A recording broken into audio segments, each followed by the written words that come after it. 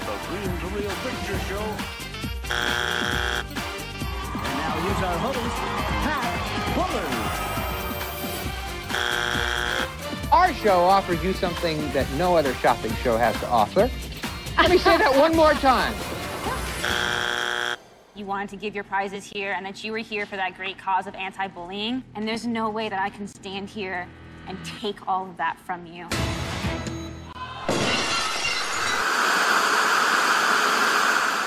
Why is it that whenever we get a game show that involves physicality and it gets a video game port, it always turns out to be one of the worst things? It never fails to amaze me. I talked about Nickelodeon Guts and how that game was a complete disaster. And although I never played the Wii or Kinect versions, the DS version of Minute to Win It was an exercise in futility. Another show that had horrendous games was the ones based on American Gladiators. As you remember, I did a written review on the NES one, where it could be basically summed up like this. Brian Hudson's third and final attempt. Malibu. And that brings us to the matter at hand, which is this game right here.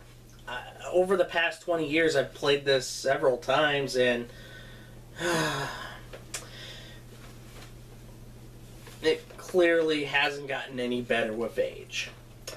Now, this version right here, there's also one made for the Genesis version, one made for the Super Nintendo version. I will be playing the Super Nintendo version. As for the Genesis version, YouTube reviewer par excellence, Teddy Rubskin, actually did a review of the Genesis version, and it went something like this. Come on! There's no point. There's no point. Just go. Just fucking go. Just go. Oh, you fucking idiot. Just go. Just do it. What the fuck? Come on! Oh my god. Oh god. It's so fucking bad. I feel like I just gotta laugh. It's so bad. As you can see, this is not going to be a pleasant experience whatsoever. Might as well dive right in and get this over with.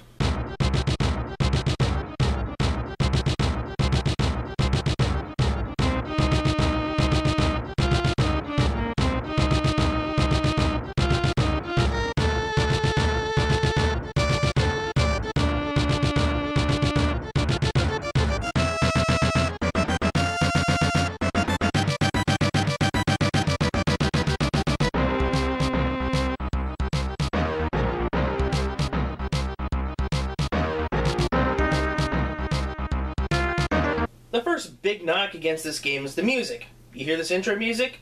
Good. You'll hear it all throughout the game. It sounds nothing like the show's iconic theme, and it sounds really poorly done.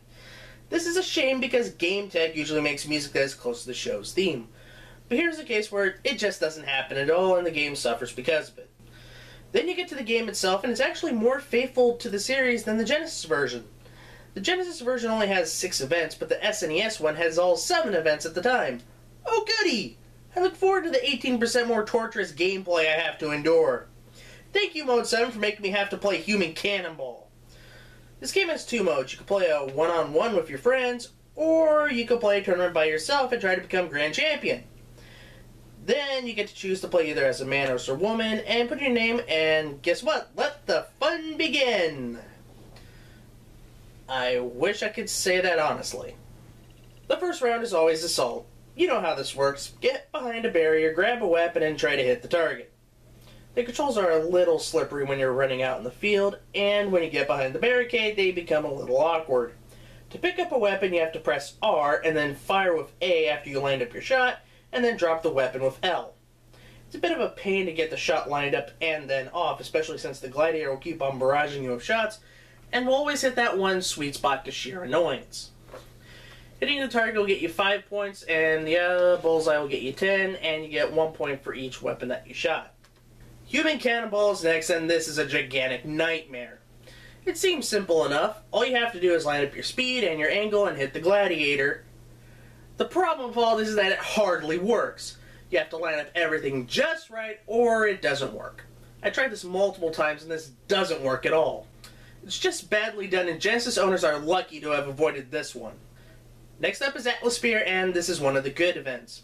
Just throw your ball into a pod with the D-pad. It's actually a fun event, and while it can be a little frustrating at times to get the spear to settle, it works just fine, and I enjoyed it. This event gets a pass. The next one is the Joust, and this is just a straight directional pad masher. All you do is go to the edge of your platform, hold down the A button, and just pound away at the D-pad to knock the gladiator's health down to 0. It's functional, but it's honestly not that much fun. It's like fighting against M. Bison in Street Fighter 2 with Blanca, with only using the low kick button. It's just boring to me otherwise. Powerball's next up, and it's not as good as it should have been because the controls are kinda wonky. You go to the bin to grab a ball and then head to the cylinder and deposit it by hitting A and the direction the cylinder is. Otherwise, you'll miss. Sometimes this doesn't work, and I've missed the cylinder quite a few times, even when I'm standing right in front of it. I'd rather have it more like the NES version. At least that version of Powerball with better controls. Next up is the wall, and it's actually not that bad. All you do here is hit A and the direction the path is going. There's nothing really wrong with this. Just make sure to keep on hitting A and holding the direction that you need to go. This is right up there with Atmosphere and being good. And it all falls apart here with the Eliminator. This is the worst experience in the entire game. After using the D-pad and the regular buttons, like a normal video game, you now have to mash both the L and R buttons in order to move your contender. This just destroys the game. Especially when you're pounding the L and R buttons. Because of the way the Super Nintendo controller is set up and how the buttons are designed, they could easily break due to banging on the buttons and causing you to have to go out and buy a new controller. Why couldn't we just get the A button or the B button for button mashing? The same buttons that we've been using the entire game? The Eliminator was designed just so to make you buy a Super Advantage or more controllers. Bottom line, L and R should not be used for button mashing in any game whatsoever. But that's not the real frustrating part. When you're running and get to the final stage of the Eliminator, you have to hit Y to jump over the hurdles and then hit one of the face buttons to decide which corridor you're going for. It turns out frustrating round is something downright unplayable. You have to keep on pressing L and R in order to move, and then somehow have to sprout Goro-like arms in order to do the rest of the game. I absolutely hate this level. It destroys the game and makes it go from a below-average game and make it absolutely broken. So after doing this 3 times and winning all 3 times, congratulations! You're the grand champion of American Gladiators. Boy, I hope you get as good as an ending as the NES version.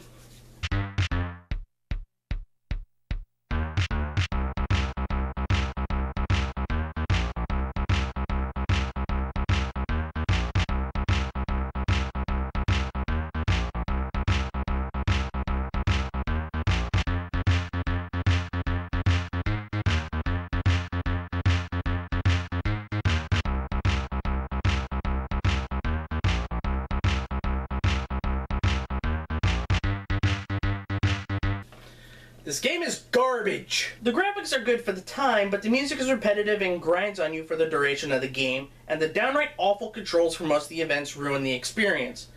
I dare say this might be worse than the Genesis version. At least that game had some of the bells and whistles from the show that weren't on the Super Nintendo. For example, an actual whistle on most of the events and some of the sound effects on Joust. Whatever you do, don't buy this game. Let it rest with the multiple copies of Madden that you see from the Super Nintendo, and don't touch this. It's hard nowadays to get a good game show video game now that most of them are done by Ludia. GameTech is nowhere near as bad as Ludia. They made good game show video games, but honestly, the bad GameTech ones are right there with the bad Ludia ones. As I said prior, don't buy this. Not for the Super Nintendo, not for the Genesis, definitely not for the NES. Just throw it away. Well, it's going to do it for me. I'm Robert Seidelman. See you in 2015.